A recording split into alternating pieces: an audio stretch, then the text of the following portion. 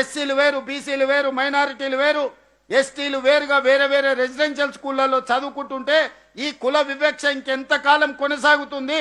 ఉన్నత వర్గాలు ఇంకొక దగ్గర చదువుకోవడం ద్వారా కుల వివక్ష శాశ్వతంగా మనమే తరగతి గదుల్లో పరోక్షంగా అమలు చేస్తున్నామని గుర్తించి ఈనాడు తెలంగాణ రాష్ట్ర ప్రభుత్వం ప్రతి నియోజకవర్గానికి 100 నియోజకవర్గాలలో 100 యంగ్ ఇండియా ఇంటిగ్రేటెడ్ రెసిడెన్షియల్ స్కూళ్లను మంజూరు చేసి ప్రతి స్కూల్లో 2600 మంది విద్యార్థులకు అదే విధంగా 25 ఎకరాలలో 200 కోట్ల రూపాయలు ప్రతి ఒక్క పాఠశాలలో 20,000 కోట్ల రూపాయలతో ఈరోజు పనులను ప్రారంభించుకున్నాం.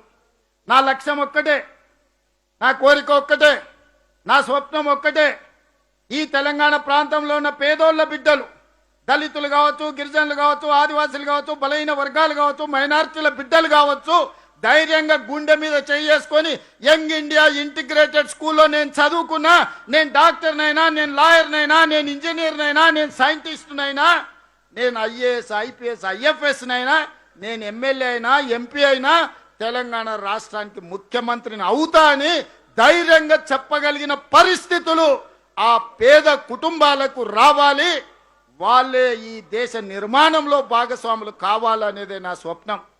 ఇవాళ ఈ వేదిక మీద ఉన్న వాళ్ళు 90% ఎవరైనా ఉండొచ్చు, కేశవరావు గారు ఉండొచ్చు, చక్రపాణి గారు ఉండొచ్చు, లేదా ఈ వేదిక మీద ఉన్న పొన్నం ప్రభాకర్ గారు కావచ్చు, ఎవరినైనా తీసుకోండి, నాతో సహా ఎక్కడ చదువుకున్నామయ్యా? మేము ప్రభుత్వ పాఠశాలలో చదువుకున్నాం.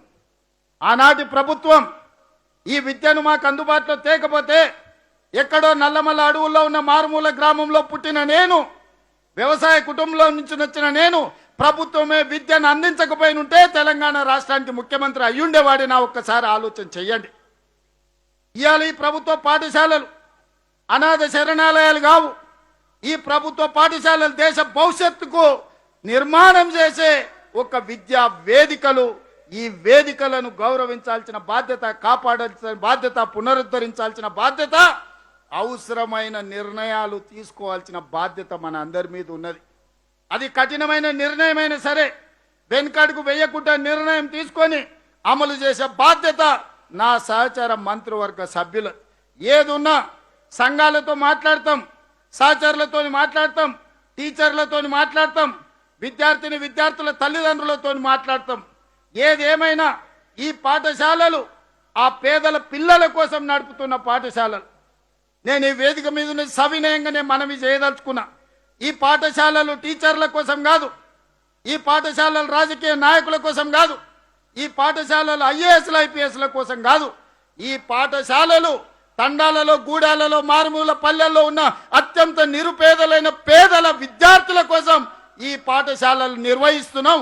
వాళ్ళ సంక్షేమం కోసమే ఈ ప్రభుత్వం నిర్ణయం తీసుకుంటుంది. వాళ్ళకు మేలు జరిగే ఏ విషయమైనా ఈ ప్రభుత్వం వెనుకడుగు వెయ్యకుండా సాహసోపేతమైన నిర్ణయాలు తీసుకుంటాం.